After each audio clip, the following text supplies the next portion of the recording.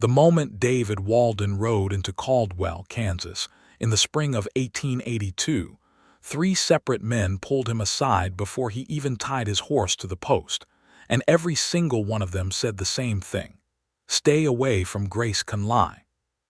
He had ridden nearly 400 miles from his father's spread in northern Texas, carrying nothing but a worn leather saddlebag, a reliable Colt revolver on his hip, and a deed to 40 acres of dry Kansas prairie that his uncle had left him when the old man died the previous winter. He had not come looking for trouble. He had not come looking for a woman. He had come to build something, to plant wheat where there had been nothing, to raise a house with his own 2 hands on land that bore his name. He was 26 years old, steady-tempered and broad-shouldered, with dark hair that curled at the ends when it got damp and brown, eyes the color of good creek water. He was, by most measures, a sensible man. But the moment old Henry Briggs grabbed his arm outside the livery stable and said, "Son, you see that woman over there in the blue dress leaning against the post of the general store? Do not, under any circumstances, go near her," David Walden made the single least sensible decision of his entire adult life. He looked. Grace Conley was standing with one shoulder propped casually against the sun-bleached post of Muller's general store, her dark hair pinned loosely under the brim of a hat that was tilted at an angle suggesting she had put it on in a hurry or simply did not care. She wore a plain blue dress that had seen better days, but she wore it like it had been made for her. She was reading something, a letter, perhaps, or a handbill, and her brow was slightly furrowed in concentration. She looked up as if she felt his gaze land on her, and her eyes found his across the distance of a dusty Caldwell street. They were green, he would learn later. But from 50 yards away in the afternoon light, they were simply arresting, like 2 chips of something that did not belong in a place this ordinary. She looked at him for exactly 3 seconds, assessed him with the calm efficiency of a woman who had been assessed many times herself, and then looked back down at whatever she was reading. David turned to old Henry. "What did she do?" he asked. Henry pulled his hat down and lowered his voice. "Shot a man in Wichita. Robbed the Bent Creek stage 2 summers ago, or so they say. Got a temper that would strip the paint off a barn. She rolled into Caldwell 2 months ago, and already there have been 3 fights at the saloon that started because of her, though to be fair, she did not start any of them herself." He paused. Her father was Frank Conley. David knew the name. Everyone west of the Mississippi who had spent more than a year on the frontier knew the name Frank Conley. He had been a cattle rustler, a card cheat, and eventually a convicted murderer who had been hanged in Abilene in 1878. The Conley name was not one that came with good associations. "She is his daughter, not him," David said. Henry squinted at him. "Spoken like a man who has not had his horse stolen in the middle of the night." "Did she steal your horse?" "No," Henry admitted. "But she beat a man named Cartwright half senseless behind the saloon last Thursday when he put his hands on Millie Dawson without her permission. And the week before that she walked into the telegraph office and told Marshal Gus Holt directly to his face that he was a coward for letting the Fowler gang ride through without stopping them." He shook his head. "She is trouble, young man. The expensive kind." David looked at her again. She was still reading. She had not looked back up. There was something in the set of her jaw that he could not name, something that was not exactly hardness but was not softness either. It was something more like resolve. "I appreciate the warning," he told Henry, and he meant it genuinely. Then he tied his horse to the post, walked across the street, and introduced himself to Grace Conley. She did not look up immediately. She finished the sentence she was reading, folded the paper with deliberate neatness, and tucked it into the pocket of her dress before she raised her eyes to his. Up close they were definitely green. Up close she was also younger than he had expected, not much younger than him, perhaps 23 or 24, and there was a tiredness behind her eyes that had nothing to do with the hour of the day. "Grace Conley," she said, before he could speak. "And you are David Walden." He took his hat off. "I just rode in from Texas." "I can tell," she said. "The dust on you goes all the way to the bone." he laughed before he could stop himself. It was the last thing he expected her to say, and it was also entirely accurate. She watched him laugh with a curious expression, like someone watching an animal behave in an unexpected way, not unfriendly but cautious. "I was warned about you," he said. He did not know why he told her that. It simply came out. Something shifted in her expression, not hurt exactly, but a kind of weary recognition. "I expect you were," she said. "Was it Henry Briggs? He makes it his personal mission, among others." She looked him over once, the way she had from across the street, direct and unhurried. "And yet here you are." "Here I am," he agreed. She pushed off the post and walked past him in the direction of the hotel, and he thought that was the end of it. But 3 steps past him she stopped without turning around. "There is a decent supper at the hotel dining room at 6 o'clock, she said. "The beef is tough, but the bread is good, and the company is usually tolerable." He watched her walk away. When she turned the corner at the end of the block, he put his hat back on and stood in the middle of the dusty Caldwell street, feeling like something had shifted in the world, without anyone telling him it was going to. He went to supper at 6.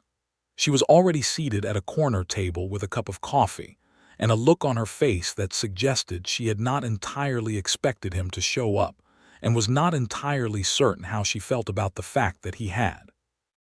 She had changed out of the blue dress and into something a deep rust brown that made her look less like a woman passing through, and more like a woman who had decided, at least for the evening, to be somewhere. He sat down across from her, and she poured him a cup of coffee from the pot on the table without being asked.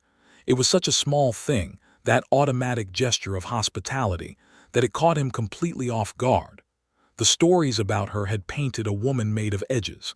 The reality was something more complicated.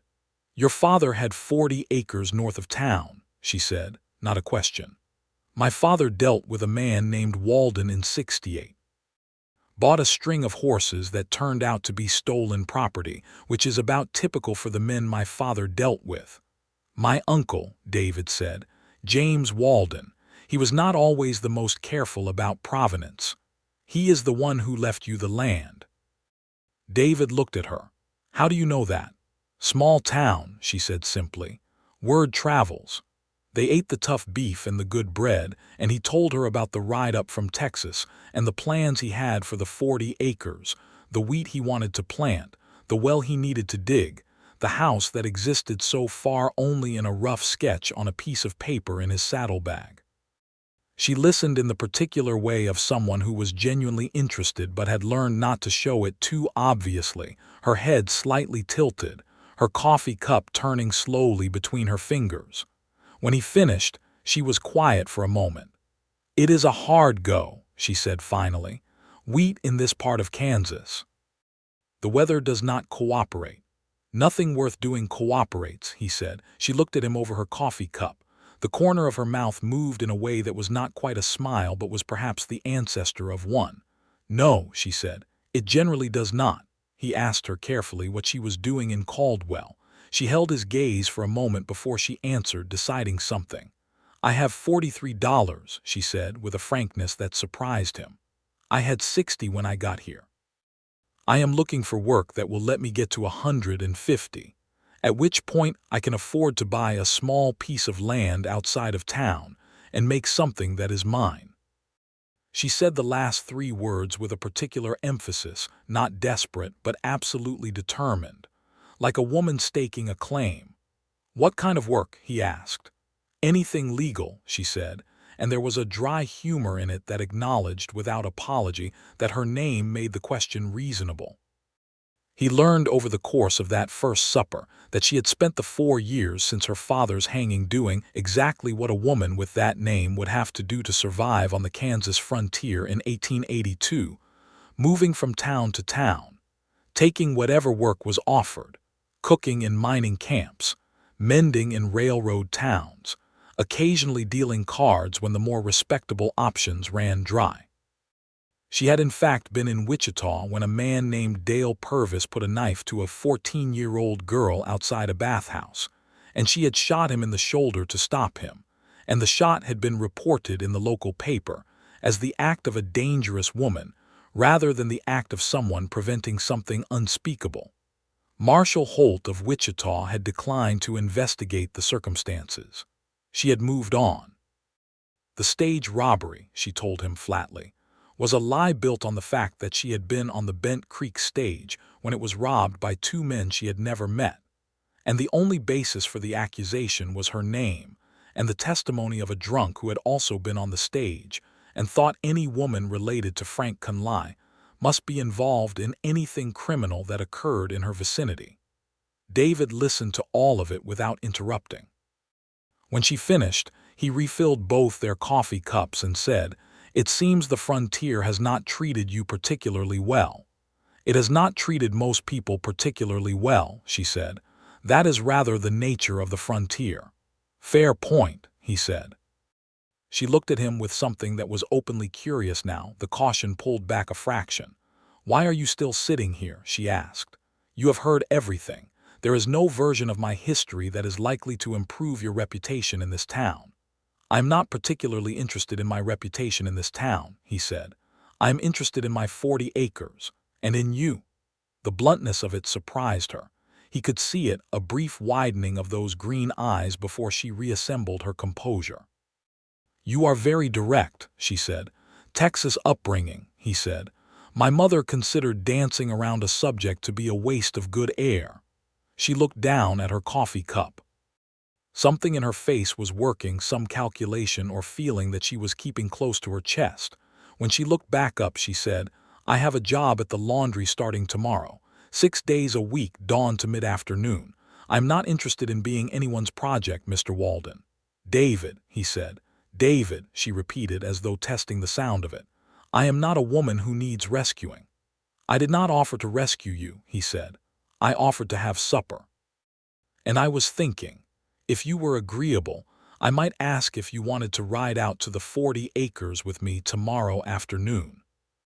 I have not seen it yet, and I thought it might be useful to have a second opinion on the water situation." She looked at him for a long moment. The dining room was mostly empty by now, the clatter of other suppers done, a lamp burning low on the table between them. In that quiet light, with her guard lowered just a fraction, he could see something in her face that the wariness usually covered, an intelligence and a hunger that had nothing to do with food. A person who had been making the best of bad circumstances for so long they had almost forgotten what good circumstances might look like. "I do not get off until 2, she said finally. "I will meet you at the laundry at 2, he said. The 40 acres were, in honest assessment, a challenge. The land was flat and dry, the soil thin over a base of heavy clay, and the creek that was supposed to run along the eastern edge had clearly not run with any conviction in at least 2 seasons. David stood in the middle of it with his hands on his hips, and Grace stood beside him with her arms crossed, and neither of them said anything for a full minute. "Well," she said finally. "Well," he agreed. "The soil is not terrible," she said, crouching down and taking a handful of it, turning it in her fingers. "It is thin, but there is organic matter in it.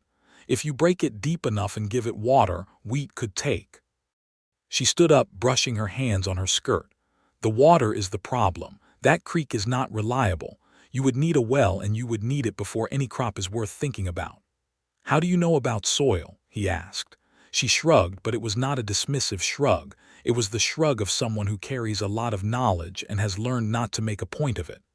"My mother's people had a farm in Missouri before everything went wrong," she said. "I spent my first 10 years learning how to read land." She paused. "She died when I was 11. After that, it was just my father, which was its own education of an entirely different kind." He watched her scan the land with a practiced eye, noting the way the slight depression in the southwest corner suggested a possible water table, pointing out a stand of cottonwoods at the north edge that indicated moisture underneath. She moved across the land like someone reading a book, and he found himself watching her as much as watching the land. "You love this," he said. "The land, the reading of it." She stopped. She turned to look at him, and for a moment there was something unguarded on her face, something that looked like relief, as though someone had finally identified something true about her. Then it was covered again, gently but firmly. "I might," she said. "You should have land of your own," he said. "That is the plan," she said, with a dryness that acknowledged the ambition and the difficulty simultaneously. They stood in the late afternoon light of a Kansas spring, two people with 40 acres between them and several months of complicated history in both their rearview mirrors, and the wind came across the flat land smelling of grass and distance, and David Walden thought, "This is it. This is the place. Not just the 40 acres. This exact moment, on this exact stretch of dry clay and promised land, with this woman pointing out the cottonwoods and telling him where to dig his well." He said none of this, because even a direct man from Texas knew the difference between honesty and terrifying someone. They rode back to town in the lengthening gold of the afternoon, and he bought her a coffee at the hotel, and they talked until the sky turned purple, and she said she had to be at the laundry by 5 in the morning, and said good night with a formality that was slightly at odds with the case they had found between them on the land, as though she was rebuilding the walls out of habit. He watched her walk down the boardwalk toward the boarding house where she rented a room, and then he went upstairs to his own room in the hotel and lay on the lumpy mattress staring at the ceiling and knew, with the certainty of a man who has never been very good at lying to himself, that he was already in very deep trouble of the best possible kind. The first week passed in a rhythm that they both maintained with slightly elaborate casualness, as though neither of them wanted to be the one to acknowledge that something was building.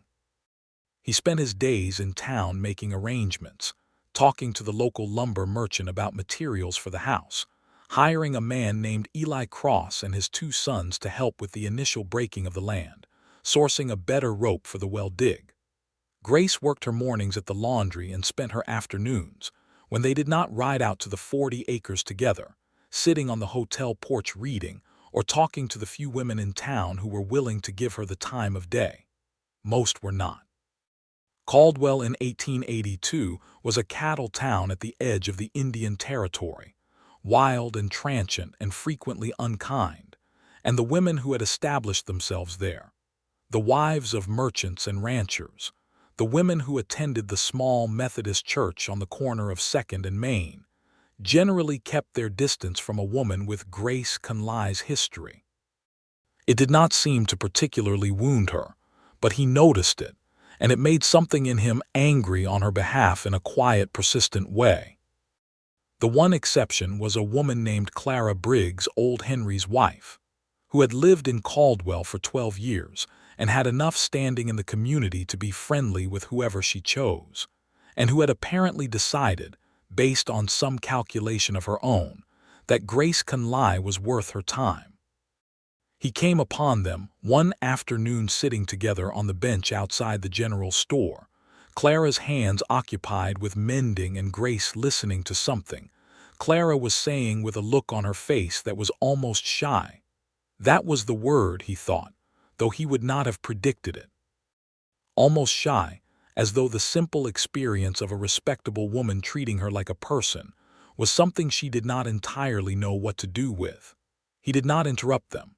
He walked on past with a tip of his hat, and Grace saw him, and the shyness disappeared under something that was not quite a smile, but was looking increasingly like the raw material for one. The first real fight between them happened on the 9th day. He had been at the land with Eli Cross and the 2 Cross boys, breaking ground in the southwest field where Grace had identified the best soil depth, and they had found water at 22 feet when they dug the test bore, not enough for a full well but a promising sign. He had ridden back to town feeling better about the whole enterprise than he had since he arrived, and he had stopped at the general store to buy a tin of coffee and some dried beans, and he had overheard 2 men he did not know talking in the back of the store about Grace. What they said was ugly and specific, and built on the assumption that a woman living alone in a cattle town with a name like Conley must be selling something besides her laundry services. He stood in the aisle for a moment with a tin of coffee in his hand, and then he set the tin down carefully on the shelf, walked to the back of the store, and told both men in a very quiet and very clear voice exactly what he thought of what they were saying and what the consequences would be if he heard anything like it again. He was not a man who picked fights. He was also not a man who walked past that particular kind of talk. Both men went quiet. One of them looked embarrassed.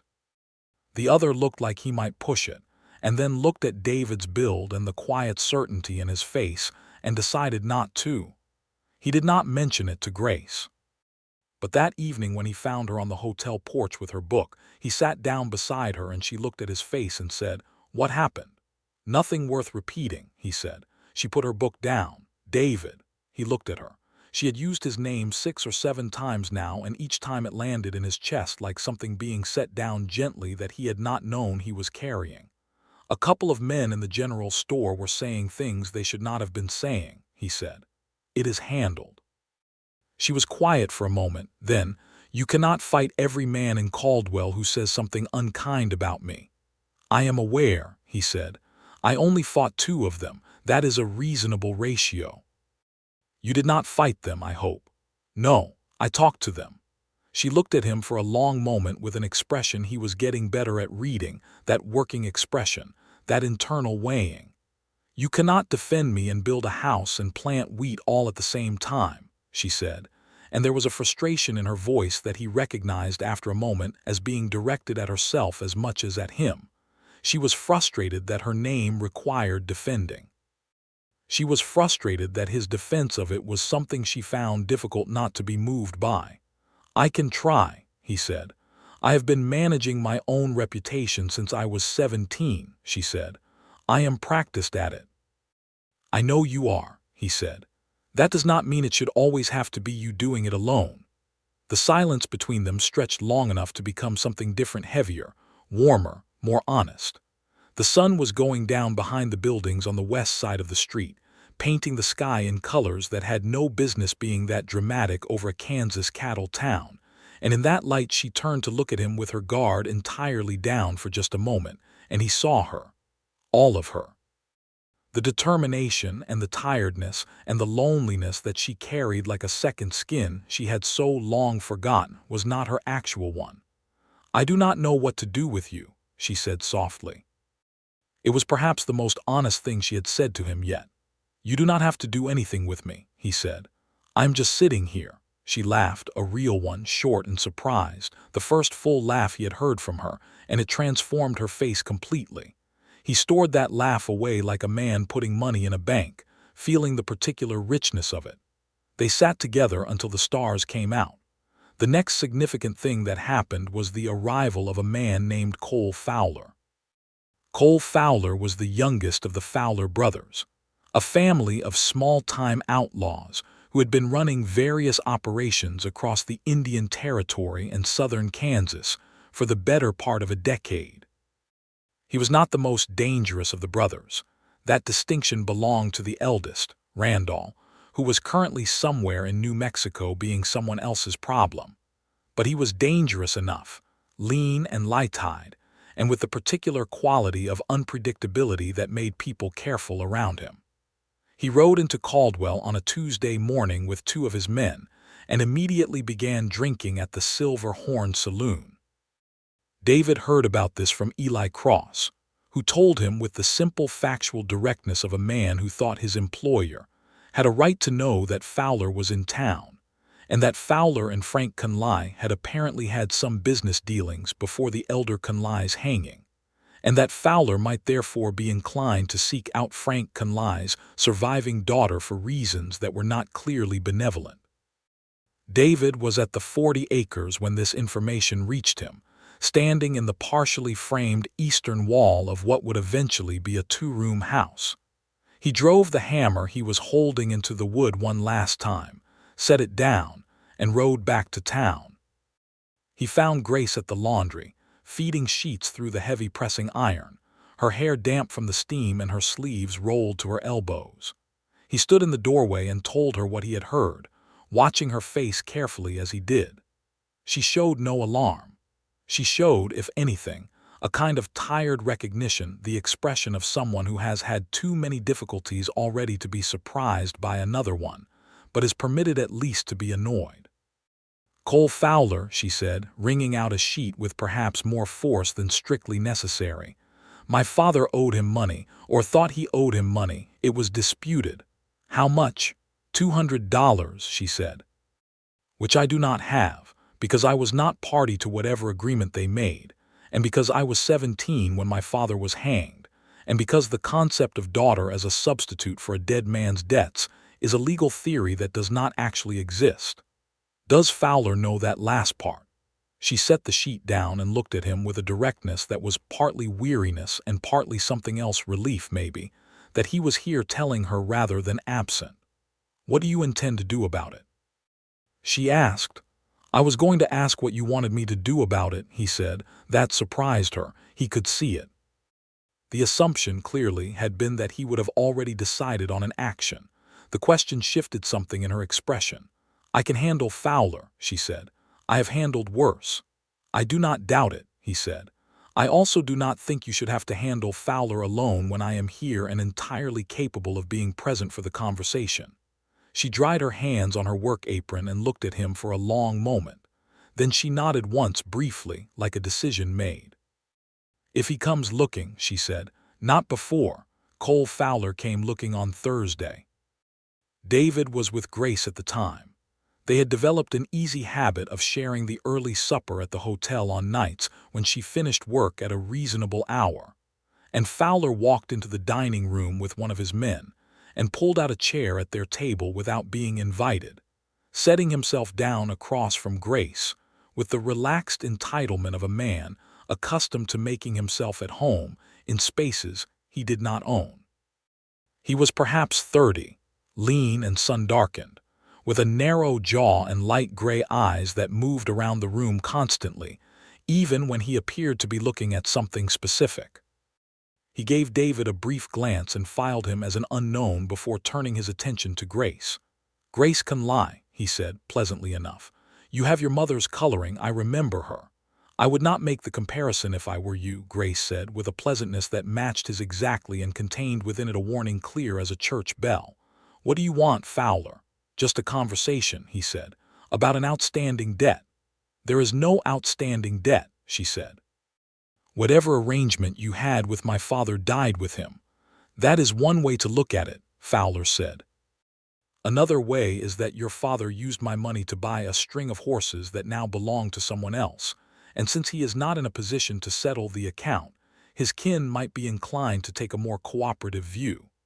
"I am not inclined toward cooperation on this matter," Grace said. "I was 17 when my father was hanged. I have not touched his property, been party to his dealings, or benefited from any arrangement he made with anyone. You have no legal or moral claim on me, and I suggest you ride on to wherever you are headed next and leave this particular debt where it belongs, which is in the ground with him." Fowler's light eyes narrowed slightly. He looked at David for the first time with actual attention. "And who are you?" "David Walden," David said. "I have 40 acres north of town. Miss Conley is having supper with me. Is there something I can help you with?" Fowler assessed him again. "Walden," he said, "Texas." "That is correct." "You know what you are sitting with, Walden," Fowler said, with the measured casualness of a man who thinks he is being clever. "I know exactly what I am sitting with," David said. "I am sitting with a woman who has answered your question clearly and completely. There is nothing more to discuss." There was a silence that had a texture to it, the particular quality of a moment in which something could go several different ways. Fowler looked at Grace, then at David, then at Grace again. He was calculating risk and finding the math inconclusive. David was not visibly armed at supper.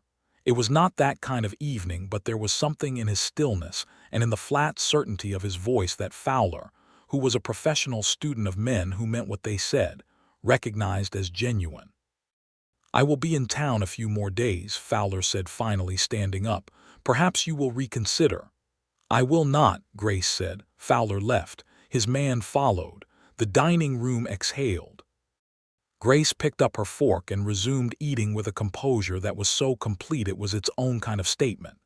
David watched her cut a piece of beef with careful precision and realized his own hand was not entirely steady, and that he was more angry than he had understood he was during the actual exchange. "He will not pursue it," Grace said, without looking up from her plate. "He is not bold enough on his own. Without his brothers, he calculates risk too carefully." "I hope you are right," David said.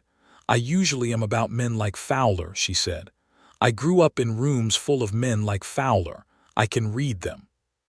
She looked up then, and something in her expression shifted, not the composure which remained, but something beneath it, something that acknowledged what had just occurred and what it meant that he had been there for it.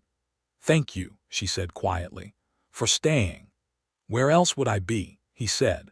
She looked at him with those green eyes and said nothing, but the nothing she said was full of things she was still working toward saying. Cole Fowler rode out of Caldwell the following morning. David heard it from Eli Cross and told Grace, and she nodded with the satisfaction of a woman whose risk assessment had proven correct, and then she said, "I would like to see the house again, if you have time today." They rode out in the late morning, the prairie wide and yellow-green around them, the sky enormous and blue, and the wind moving through the new grass with a sound like breathing. She rode well. He had already known this, had seen it in the casual competence with which she sat the horse. But there was something particular about the way she rode in open country, something that opened up in her posture, some tension that released when she was out of town and away from the watching.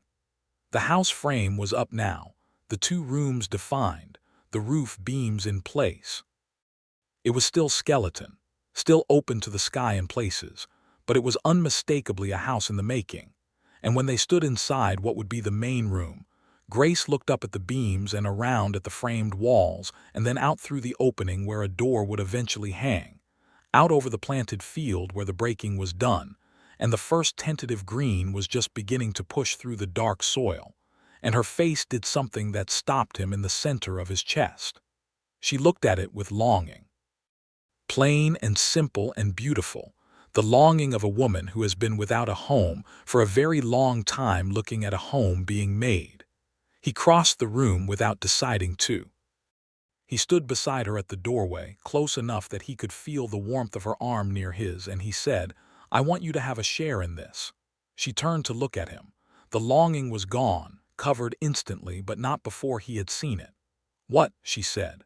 "Not the 40 acres, he said carefully, knowing he was building toward something she was going to resist and needing to build it right. "I am not making a business proposition. I am telling you that I have been here 3 weeks and I have spent a good portion of every day either with you or thinking about you, and that the part of every day I spend with you is better than the part I spend without you, and that when I stand in this house, I am thinking about it as a place where people I care about will live, and the only person I am thinking of specifically is you." She was very still. The Kansas wind moved through the open doorway and lifted a strand of her dark hair, and she did not reach up to settle it. "David," she said, in a voice that was careful and quiet, "you have known me 3 weeks. "I have known you long enough," he said. "I have a name that will follow us wherever we go," she said. "I have enemies I did not earn. I have $43 that has gone nowhere because the laundry pays barely enough to eat on. I am not a good prospect by any conventional measure.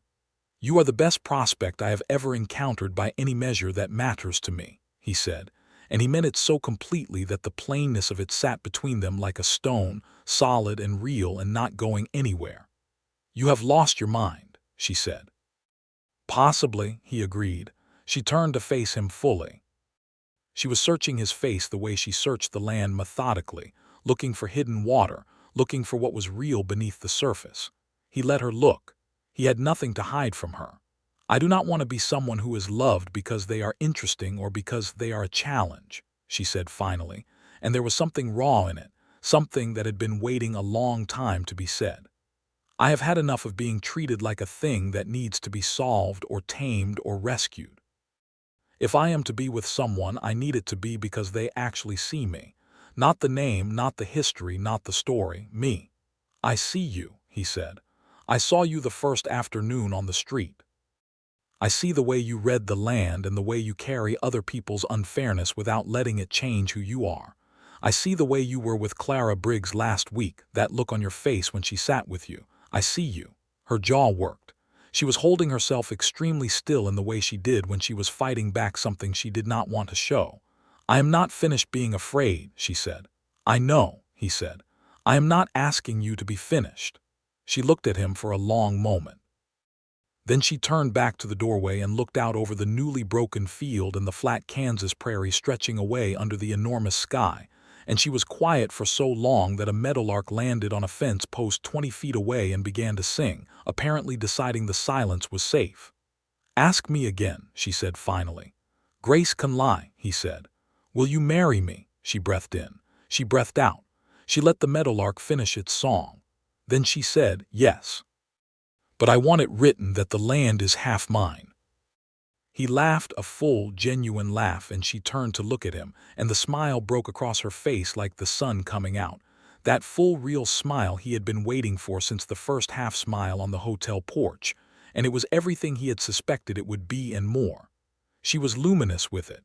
She was, in that moment, the most alive thing in all of Kansas. "Done," he said. "I will have it drawn up today." "You are remarkably agreeable for someone who has just been told the terms of his own marriage proposal," she said. "I am agreeable because the terms are perfectly fair," he said, "and because I would have agreed to significantly worse terms." She shook her head, but she was still smiling, and she reached out and took his hand where it rested on the door frame and laced her fingers through his, and the contact was simple and electric and final, as though something that had been approaching for 3 weeks had just quietly arrived. They stood there in the doorway of the unfinished house, holding hands, looking out at the turned earth and the enormous sky, and the meadowlark sang on. They rode back to town, and by noon the whole of Caldwell knew, because Grace had told Clara Briggs, who was one of those women through whom information moved at the speed of a brush fire. The reactions divided roughly as expected. Clara was delighted. Henry Briggs pulled David aside to ask if he had gone completely out of his mind, and the general opinion in the Silver Horn Saloon was that David Walden was either the bravest man or the most reckless fool to come through Caldwell, since an itinerant preacher had tried to hold a revival in the saloon's back room 3 summers previous. David went to the land office and had the deed redrawn to include Grace's name, which made the clerk look at him with the expression of a man trying to determine whether a legal document could also constitute evidence of insanity. He had the deed witnessed by 2 men and came away with a copy for each of them. He gave Grace her copy over supper and watched her unfold it and read her name in the legal description, and she held the paper in both hands and was very quiet and very still, and he thought she might cry, but she did not. She simply folded it with great care and put it in her pocket and said, in a voice that was steady and warm, "No one has ever put my name on a piece of land before." "It is your land," he said. "Half of it, every bit as much as it is mine." She nodded once and pressed her lips together, and then she looked up and said, "When?" "I was thinking Saturday," he said. "That is 3 days." "Is 3 days not enough time?" She considered. "3 days is fine," she said. "I would rather not wait longer than necessary for the gossip to have time to accumulate." He agreed entirely with this logic. The wedding was arranged with the economy of people who have more important things to spend their resources on.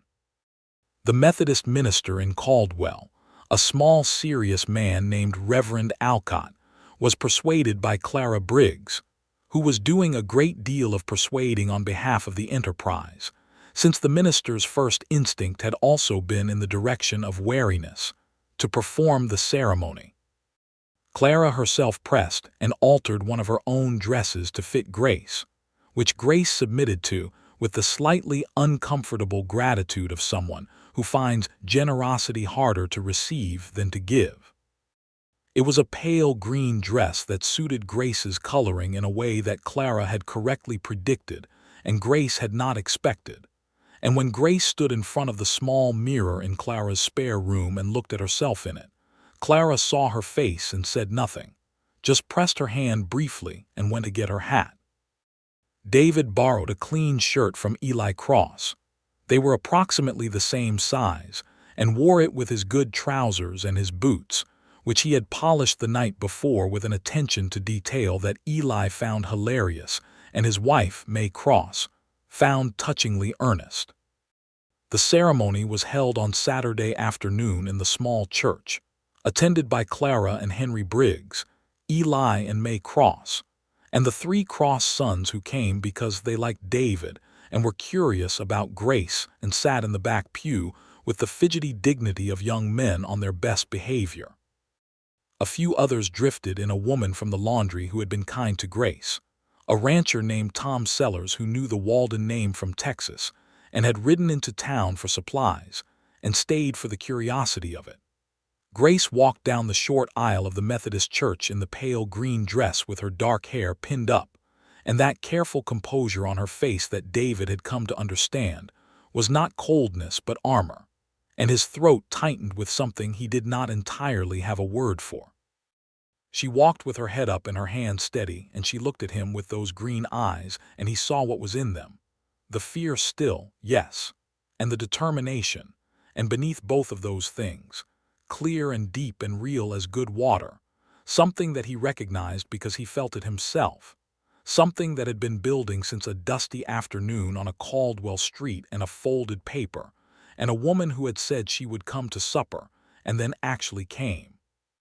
When Reverend Alcott asked if David took Grace Conley as his wife, David said yes without hesitation, and when Alcott asked Grace the same question, she looked at David for one long, steady moment before she said, also without hesitation, "I do." He had a plain gold ring that had belonged to his mother, which he had carried in his saddlebag from Texas without quite knowing why. He had not intended it for anything specific. But when he slid it onto Grace's finger, it fit perfectly, which seemed like the kind of detail that a person might not believe in any story that was not their own life. When Reverend Alcott said he could kiss his bride, David put his hand gently against her cheek, and she tilted her face up toward him, and he kissed her, briefly and tenderly. And she kissed him back with a warmth that surprised both of them with its completeness. And someone in the back pew, probably one of the Cross boys, whooped, which made Grace laugh against his mouth, and that was the sound the whole thing ended on. Her laughing, and the afternoon light coming through the narrow church windows, and the whole of Caldwell getting on with its business outside, as if the world had not just arranged itself into an entirely new configuration. They had supper with the Briggs family that evening, Clara having organized something considerably more generous than the hotel beef, and Henry Briggs, who had warned David off Grace Conley on his first day in town, proposed a toast with his glass of cider that was careful and genuine, and ended with the words, "I was wrong about the girl, and I am not too old to say so," which made Grace look at her glass and not look up for a moment, and Clara Briggs reached over and squeezed her hand under the table, and David watched all of this and felt something settle inside him that had been unsettled since he was old enough to understand what a home was and to want one. The first months of the marriage were the building months, and they were the best kind of difficult. The house was finished by midsummer rough and foursquare and solid, with a porch on the south side that Grace had requested, and that David built with particular care, understanding that it mattered to her in a way that went beyond the practical. The well came in good at 30 feet in the depression she had identified, clean cold water that tested sweet and would serve the house and the fields. The wheat went in on the western 2/3 of the cultivated land, and the eastern third was planted with a kitchen garden that Grace planned and planted herself, working in the early mornings before the heat came. In the practical, focused way she did everything. They established the rhythms of a shared life in the organic, an often surprising way of two people who have both been independent long enough to have strong habits. There were adjustments. He had not expected that she would be a poor sleeper, that she would lie awake for long stretches in the dark with whatever it was that she carried, her breathing slow and controlled but her eyes open. He had not expected to find it natural and right to reach across and take her hand in those dark hours, and to feel her hold it with a grip that said more than she would have permitted herself to say in daylight. She had not expected him to be funny. She had not expected to find herself laughing daily, the particular reflexive laugh of someone who has been surprised into it, and she told him once, in the dark, that she had not laughed that much since she was a child, and that she had forgotten it was possible. He had not expected her to be so specifically and thoroughly competent at everything she turned her hand to.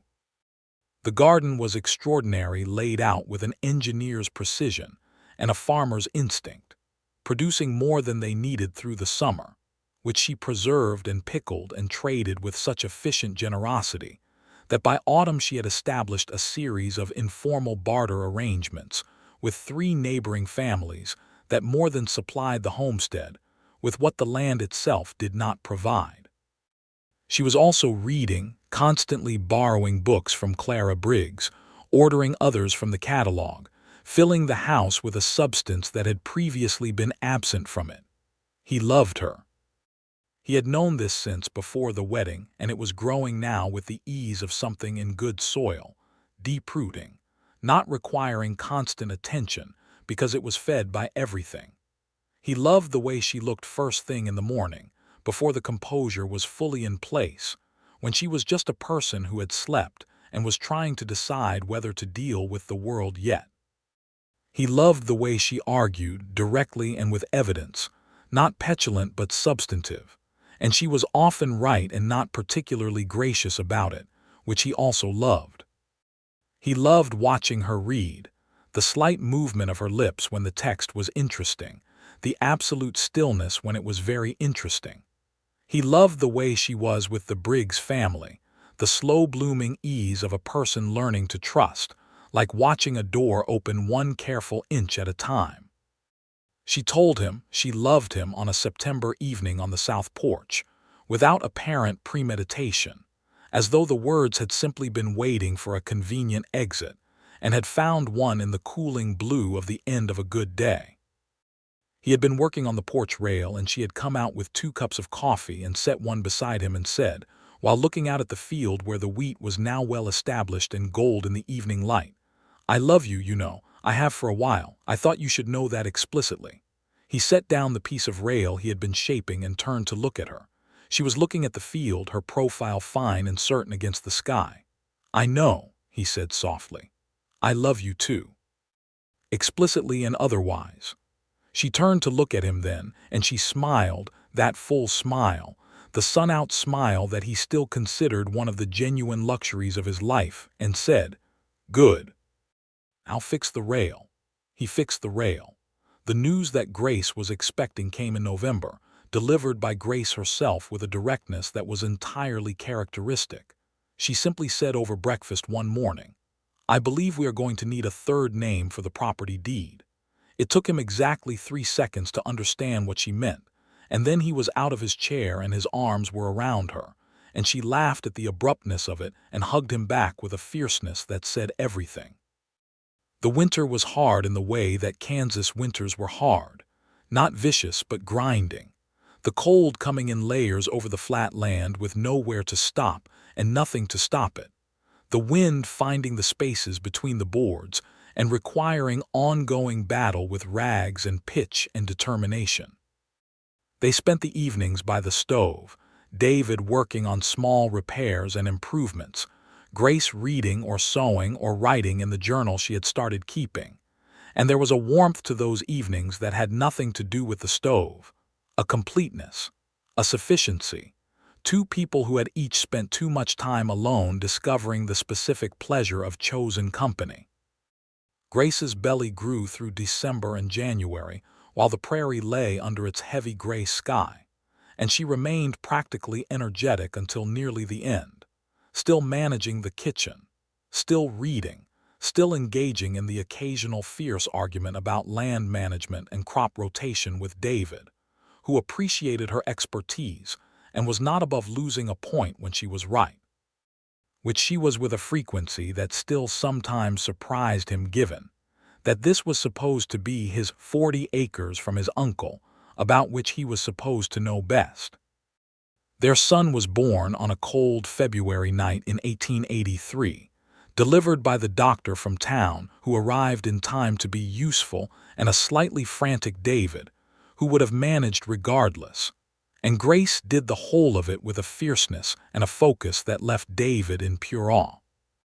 He was born healthy and loud, and Grace held him in the lamplight with the snow coming down outside, and looked at him with an expression that broke David completely open. Something that was beyond happiness, something that was more like recognition, like meeting someone you had been expecting without knowing it. They named him James, after David's uncle who had left them the land and whose moral flexibility in matters of horse provenance had, in the most roundabout possible way, led to all of this. James Walden turned out to be a person of strong opinions from the very beginning, which surprised no one who knew his mother. He was dark-haired like Grace and had David's brown eyes, and from the age of about 3 weeks, had a way of looking at things that suggested he was filing information, which Grace watched with the gratified expression of a woman recognizing familiar behavior. Spring came again, green and wide, and the wheat came up for the second time, better established now that the root network was stronger. And Grace came out one morning in March while James was sleeping to stand at the edge of the field with her coffee cup and watch it grow. And David came and stood beside her, and they were quiet together in the good way. The way of two people who have said all the necessary things and can now simply exist side by side in the ongoing fact of them. "I want to talk about the land east of the creek," she said. He looked at her. "What about it?" "Tom Sellers wants to sell his western parcel. It abuts our eastern fence line. 20 acres of it is good bottom land." She sipped her coffee. "With the income from last year's wheat and what I put aside from the garden trading, we have enough to make an offer." "You have been thinking about this for a while," he said. "Since October," she said. "I wanted a full year's numbers before I said anything." He looked at the established wheat, the good green of it in the March morning, the solid house behind them with smoke coming from the chimney and a son sleeping inside it. He thought about the 40 acres that had been thin clay over hardpan when he arrived, and that now had good water and worked soil, and a kitchen garden that Clara Briggs called the finest in Caldwell County. "Talk to Sellers," he said. She turned to look at him with a slight smile. "I already have a figure in mind," she said. "Of course you do," he said. She made the offer to Tom Sellers over a Tuesday in April, and he countered, and she negotiated with the patient directness that characterized her in all commercial dealings. And on a warm Thursday afternoon, she came back from town with a paper in her hand and a brightness in her face that he loved seeing, because it was specifically the brightness of someone who has gotten exactly what they worked for. 60 acres, she said, coming up the porch steps. 60 total now, he said. 60 total, she confirmed. 20 good bottom land, the rest useful pasture. I was thinking beef cattle for the pasture, medium stock, not a big operation. She sat down and put the paper on the table between them. We could winter 4, 5 head easily. By the time James is old enough to help with them, it could be 10. He looked at her across the table. This woman he had married before sundown on the 3rd week of knowing her. This woman he had been warned about. This woman who had come to Caldwell with $43 and a history that would have bent most people double, and who had made herself a home on dry Kansas prairie through sheer competence and determination, and the willingness to receive, finally, something she had not expected to find. "You are extraordinary," he said, with no pretense or performance in it, just the plain fact. She looked at him. The composure was entirely gone, had been gone for months, really replaced by something warmer and more alive, something that knew it was safe to be visible. "I had help," she said quietly. "For the first time in a long time I had help." "You would have gotten here anyway," he said. "It would have taken longer and cost you more, but you would have gotten here." "Perhaps," she said. "But I would not have had the wheat porch." She looked at the south porch, the one he had built for her, or James, or she stopped. She looked at her hands for a moment, then back at him, and what was in her eyes was simple and complete and real. "I would not have had any of the parts that matter most." He reached across the table and covered her hands with his, and she turned hers over and held on. The summer of 1883 expanded the operation in the way that Grace had planned, and she was right about the bottomland, which proved its worth in the second planting when the yield from those 20 acres alone nearly matched the whole of the original western fields. They bought 3 head of cattle and put them on the pasture, and Grace also expanded the kitchen garden to a full market garden that she supplied to the hotel and 2 of the merchant families in town, which provided a steady, reliable income through the growing season. Clara Briggs came out often, nominally to help with James, but genuinely because she had found in Grace a friendship that suited both of them. The older woman who had lived through too much frontier difficulty to maintain unnecessary pretense, and the younger one who had the same quality, and between them a steady warmth built on mutual respect and the specific pleasure of intelligent company. Henry Briggs, who had been the first person in Caldwell to warn David about Grace Conley, had by midsummer become one of Grace's most vocal supporters, which he managed with the slightly aggressive advocacy of a man compensating for an early wrong judgment, and which Grace received with the dryly affectionate tolerance she had developed for people she had decided were worth keeping. The Conley name, which had been a stone around her neck since she was 17, lost weight gradually, and then all at once. The weight it lost was not because people forgot small towns do not forget, but because the thing it was attached to changed. The name Conley was now attached to a woman who had built something good and solid in Caldwell County, who had turned thin clay over hardpan into a productive farm, who was raising a son people approved of and running a market garden people depended on, and who was, moreover, visibly loved by a husband who had been told to stay away from her and had made his own assessment and acted on it. The story of it, he was warned she was dangerous, married her before sundown anyway, had become, over the course of a year and a half, one of those Caldwell stories that people told with a certain relish, the kind that contained a lesson and an entertainment and a local example of something true about the world. The lesson being, roughly, a person is not their name, and a man who sees clearly is worth more than a dozen who simply follow the warning. David heard the story told at the Silver Horn Saloon one evening by a man who had no idea who David was, and he stood with his glass of whiskey and listened to it rendered with considerable dramatic embellishment, and found it both amusing and accurate in its essentials, and he went home and told Grace, who put down her book and looked at him with the raised eyebrow expression that meant she was trying to decide whether to be annoyed or entertained. "Married before sundown," she repeated. Technically it was Saturday afternoon, which is late afternoon at the earliest. It was before sundown, he pointed out. By a questionable margin, she said. The story is true in its spirit, he said. Picked her book back up, but she was smiling, and she was still smiling when she set the book down at bedtime and lay back on the pillow and said to the ceiling, "I am glad you did not listen." "I know," he said. "I would not have admitted it then," she said, "but I am glad." "I know that too," he said. She turned to look at him in the dark, this wife of his who had been a warning and had turned out to be the best decision he had ever not carefully considered, and she said, "I love you, David Walden." "I love you, Grace Walden," he said. She was quiet for a moment, then, "It still feels strange to hear that name." "Walden. My mother's name was Conley before she married," Grace said. "She lost it when she married my father, and then she lost everything else. When I came back to Conley after she died, I was 10 years old and it already felt like a wound." She paused. "Walden feels different. It feels like something I walked into rather than something that was put on me." "It is yours," he said. "Entirely and completely yours." She settled against him in the easy, companionable way of a long-established knight, her head on his shoulder, his arm around her. Outside, the prairie was dark and wide and star-filled. The cattle settled in the pasture, the wheat standing in the still air, 60 acres of their land, their house, their life.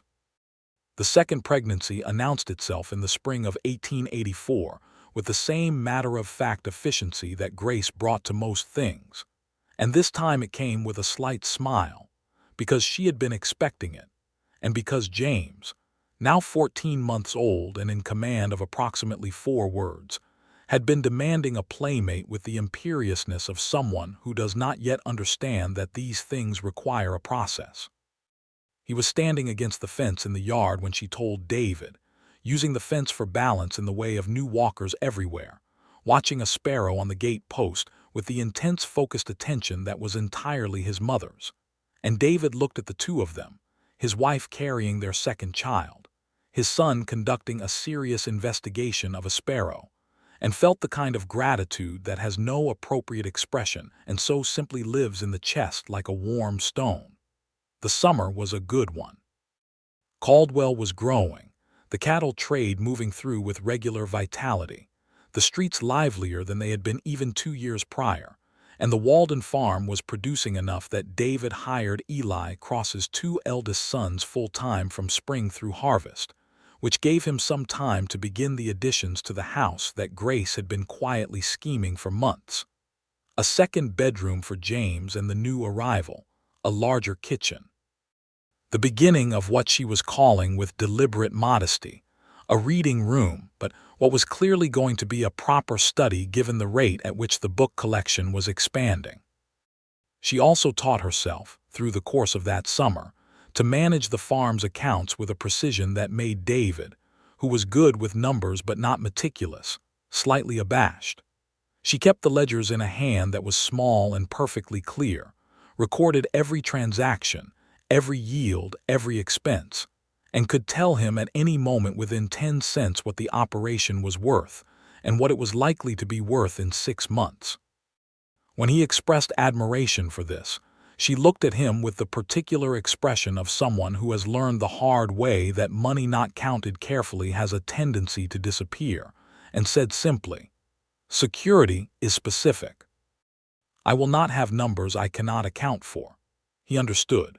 He had grown up in a family where the land was paid for and the income sufficient, and the specificity of money had never been a matter of survival for him.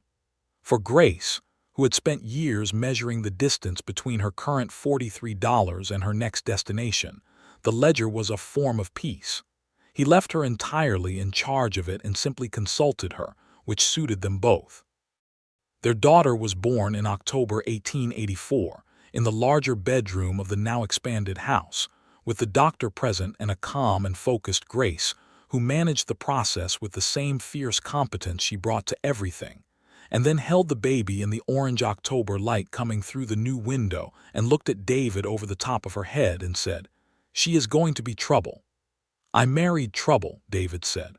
"I have experience." Grace laughed, tired and whole and genuinely happy, and the baby, who had her mother's dark hair already evident, and her father's brown eyes that you could not yet see but David already somehow knew, made her presence known with a completely unambiguous cry that sent James, on the other side of the door, into fascinated silence. They named her Alina, for no particular reason except that it suited her from the moment she was born, which was the only reason a name needs. James, introduced to Alina the following morning by a Grace who had settled the baby into her arm with the practiced calm of a woman in her second round of this, regarded his sister with the gravity of a 23-month-old conducting a significant assessment, and then put his small hand very carefully on her head and looked at his parents with an expression that said, with perfect clarity, "Mine. This one is mine to look after." Grace looked at David over their children's heads, and there was a thing in her face that was so large and full it almost could not be contained in a single expression. And he moved to sit beside her on the bed and put his arm around her, and she leaned into him, and James sat with remarkable steadiness and continued his protective survey of Alina. And the October light moved across the floor, and the farm lay quiet and gold outside, and Caldwell could be heard in the distance going about its business, and none of it was anything except exactly what it was supposed to be. The years that followed laid themselves down in the particular way of good years, not uneventful but purposeful, one thing leading to another in the manner of growth rather than accident. The farm continued to expand not quickly, but steadily, with the deliberateness that Grace brought to all financial decisions and the physical labor that David and the Cross men gave to the land. By 1886, they were running 15 head of cattle on the extended pasture, and the wheat operation had grown to include additional leased acreage from a neighbor who had moved east and found someone trustworthy to work the land. The market garden had evolved into a genuine commercial operation, supplying a substantial portion of Caldwell's hotel and restaurant needs through the growing season, and preserved goods through the winter. James grew into an interested, observant, slightly serious child who followed his mother around the garden and his father around the fields with equal dedication, absorbing everything, asking questions in the concentrated way of a child who is genuinely building knowledge rather than performing curiosity. Eleanor was everything Grace had predicted: willful and bright, and entirely unconcerned with social convention. A child who climbed things she should not climb and spoke her mind at ages when most children were still learning discretion, and whom Grace watched with a secret pride that she did not always succeed in hiding. Clara Briggs remained their closest friend in Caldwell, a constant presence who was as much family as friend by now, who had watched James and Eleanor since their infancy, and who had been present for all the significant events of the farm's growth and the Walden family's establishment. Henry Briggs, grown older and somewhat softer than the wary man who had first warned David on the Caldwell Street, could frequently be found on the south porch on Sunday afternoons, occupying the chair he had informally claimed as his, drinking Grace's coffee, and pretending to give David agricultural advice that David was too courteous to point out he no longer needed. The question of the Conley name and all it had meant, the shadow that had followed Grace from Wichita through half a dozen towns to this doorstep, had faded to something that was by 1886 more history than present reality in Caldwell. It was not that people had forgotten. It was that what people remembered had changed. They remembered now that Grace Walden née Conley had built one of the most productive small farms in Caldwell County. They remembered that she had faced down Cole Fowler in the hotel dining room with more composure than the marshal usually managed. They remembered the market garden and the ledgers, and the way she had sat with Clara Briggs through Clara's difficult winter illness in 1885, managing Clara's own household alongside her own with such quiet competence that Henry Briggs had not had to worry about a single practical matter throughout. They remembered the woman, and she was not her father. There was a specific afternoon in the early summer of 1886 when David came in from the fields to find Grace in the kitchen with Eleanor on her hip and a letter in her hand, and a look on her face that he had learned over 4 years to read with some accuracy. He stood in the doorway and said, "What is it?" She put Eleanor down and handed him the letter. It was from a legal office in Abilene, informing her that a small property that had belonged to her mother's family in Missouri had finally been resolved through a lengthy probate, and that she was the surviving heir to a cash settlement of approximately $300 and the title to a 12-acre piece of land outside Jefferson City that she could either claim in person or direct the lawyers to sell on her behalf. He looked up from the letter. She was standing at the kitchen table with her hands flat on the surface, looking out the window at the south porch and the field beyond it, and her face had the working expression, the deep internal calculation, but underneath it something else, something that he thought was completion, something that was a circle closing. "Her family's land," he said. "Her family's land," Grace confirmed. "Her father's farm. She lost everything when she married my father." "Her family lost everything when my father," she stopped, started again. "I thought it was all gone. I thought there was nothing left of her side of any of this." "What do you want to do?" he asked. She was quiet for a moment. "Then I want to go and see it," she said. "Just once. I want to stand on it and know what it was, where she came from, what she had before everything went wrong." She looked at him. "And then I want to sell it and put the money in the children's account." He nodded.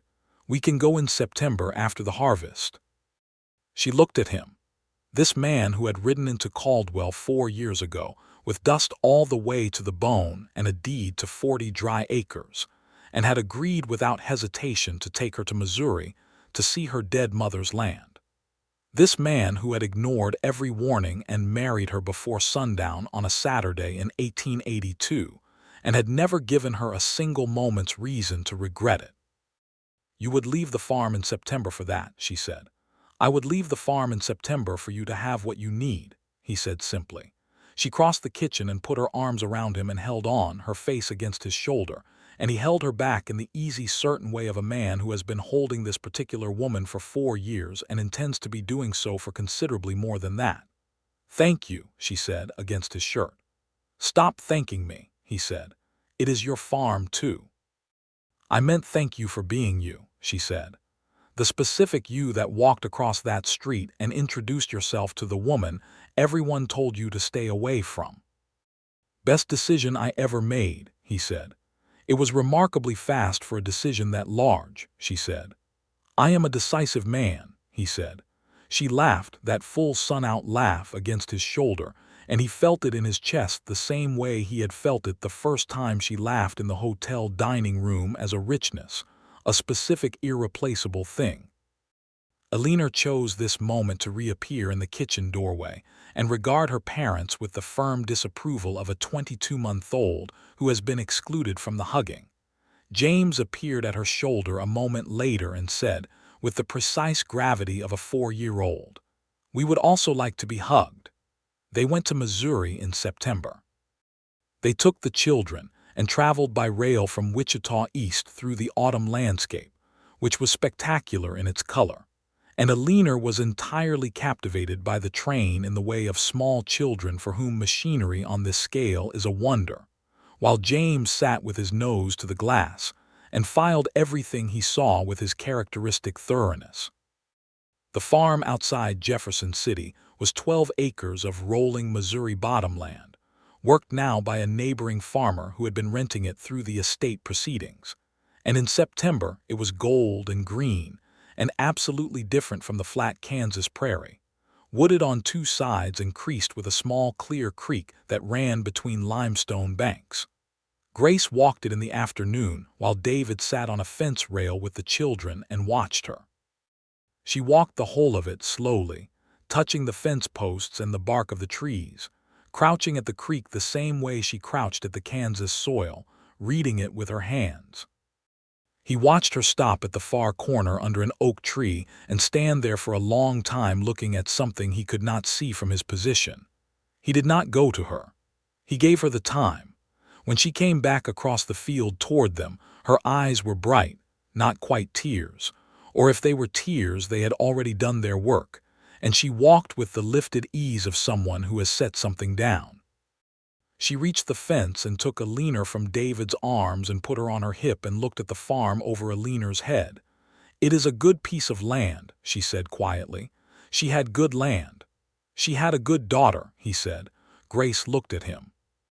The afternoon light was warm and golden on her face, and in the distance the Missouri bottomland lay quiet and complete, and she was 40 acres of Kansas and 4 years of marriage and 2 children, and everything she had built from $43 and a name that had tried to bury her, and she was this moment too, on her mother's land, at peace. "Yes," she said simply. She did.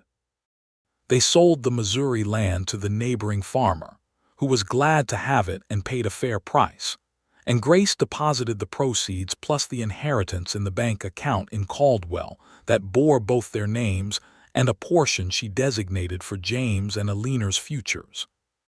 And she closed the ledger on that chapter with the same neat precision she brought to everything, and then she came home to the farm and stood on the south porch in the October evening and breathed the Kansas air, and looked at the wheat field and the cattle on the pasture, and the house with smoke coming from the chimney, and said nothing at all, because nothing needed to be said. David stood beside her on the south porch he had built because she asked for it, on the farm that was half hers from the first day of their marriage, and watched the evening come across the prairie and felt the specific and complete satisfaction of a man who made a fast decision in the right direction. He had been warned she was dangerous. He had married her before sundown anyway. He had not the smallest regret in the world. The years continued. The farm grew. James Walden developed a talent for the land that equaled his mother's in analytical precision and exceeded it in physical enthusiasm. And by the time he was 12, he was managing the cattle operation with a competence that made Eli Cross's eldest son, himself no slouch, shake his head in admiring disbelief. Eleanor Walden developed, as her mother had predicted, into a person of formidable independence and intellectual ferocity, and at 14 was the best reader in the Caldwell school, which she informed her teacher was not saying much, and she would need a different book source, please, and got one. The Walden farm became, over the course of the decade following that spring of 1882, one of the known operations in Caldwell County, known for productive land and fair dealing, and a woman who kept books that were a model of precision, and a man who built things that lasted, and 2 children who were, in the collective opinion of the county, doing their respective parents a great deal of credit. Henry Briggs died in the winter of 1889, peacefully in his own bed, and Clara came through her grief with the support of a woman who had spent 7 years learning how to receive and give love with equal steadiness. And Grace sat with Clara through the hard parts of the morning, with the same quiet competence she had brought to everything. And when Clara came through it, she was thinner but whole.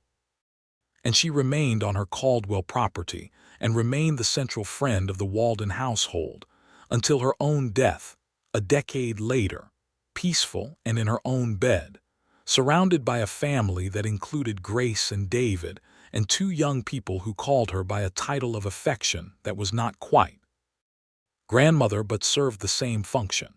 By 1890, Grace Walden was 29 years old and owned, with her husband, 87 acres of Kansas farmland, a house that had grown from 2 rooms to 7, a market garden operation that employed 3 women from town during the growing season, and a cattle herd of 20 head that she and David and James managed together with the Cross family who had been part of the operation from the beginning.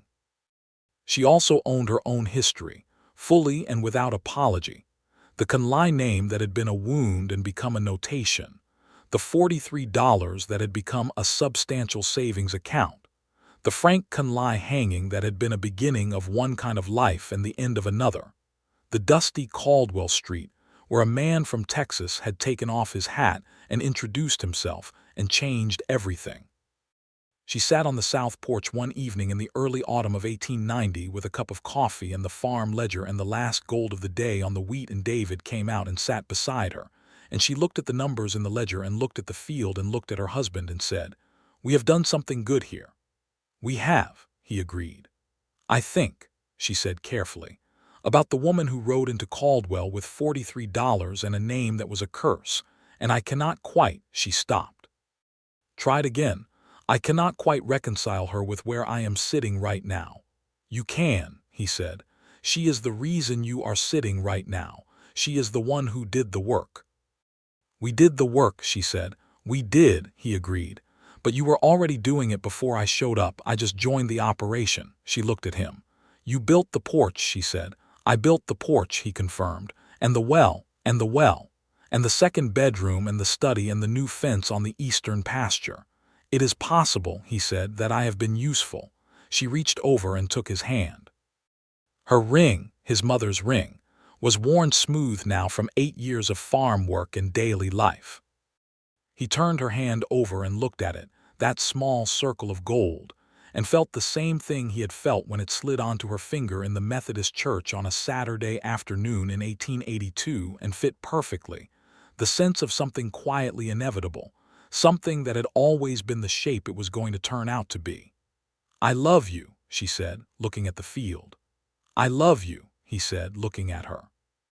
James called from inside the house about supper, with the volume of a young person who does not see why the people he is calling should be anywhere other than where he needs them. Eleanor's voice followed, pointing out that it was James's turn to set the table and he had not done it yet, with the precision of a sibling who keeps detailed records. David and Grace looked at each other, and the look contained everything: the amusement and the warmth and the ongoing wonder of a life that had turned out better than either of them had any right to expect from the material available. And they got up from the south porch together and went inside to their family. The evening settled over the Kansas prairie, blue and vast and starred, the way it did over all the flat land between the Indian Territory and whatever came next. The wheat stood in the fields. The cattle stood in the pasture. The lights of the Walden farm burned warm in the dark, a specific brightness on the wide land, and inside that brightness were the sounds of supper being made and a family at the end of a good day, arguing pleasantly about whose turn it was to set the table and laughing and setting it anyway. It was enough. It was more than enough. It was everything.